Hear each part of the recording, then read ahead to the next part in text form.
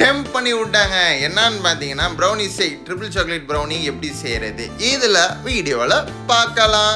நம்ம இன்றைக்கி என்ன பண்ணுறோன்னா 1/2 கிலோ டார்க் சாக்லேட் எடுத்துகிட்டு ஒரு பெரிய சைஸு சில்கை எடுத்து சும்மா பொடியாக நறுக்கி அதை ஒரு பவுலில் போட்டு அது டபுள் பாயிலிங் பண்ணி அதுக்கப்புறம் பட்டரை எடுத்து அதையும் வந்துட்டு நான் முழுசாக போட்டு அதுக்கப்புறம் கொஞ்சம் பாயில் பண்ண நீங்கள் எப்படி வேணால் போட்டுங்க. அதுக்கப்புறம் ஊற்றுது பாருங்கள், அதை எடுத்து லைட்டாக வாயில் நக்கினா எங்கேயோ போயிடும். அதுக்கப்புறம் பட்டராக போட்டோமா, அதுக்கப்புறம் அதை கலக்கி சீனி ஒரு கப்பு, நாட்டு சக்கரை ஒரு கப்பு எல்லாத்தையும் போட்டு திரும்பி கலக்குன்னு கலக்கி அதுக்கப்புறம் 2 முட்டையை ஊற்றி திரும்பி கலக்குன்னு கலக்கி லாஸ்ட்டில் கொக்கோ பவுட்ரு மைதா நல்லா சலிச்சு வச்சு போட்டு வெண்ணிலா எசன்ஸ் லைட்டாக தெளிச்சு விட்டு கொஞ்சோண்டு உப்பு போட்டு திரும்பி கலக்குன்னு கலக்குனீங்கன்னா இந்த கன்சிடரில் வந்து நிற்கும்.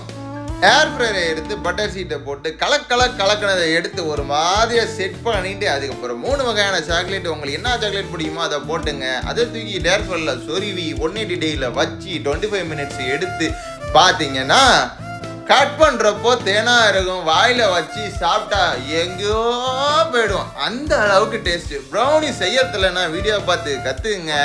உங்களுக்கு பிடிச்சவங்களை சந்தோஷப்படுத்துங்க. வீடியோ பிடிச்சா லைக் பண்ண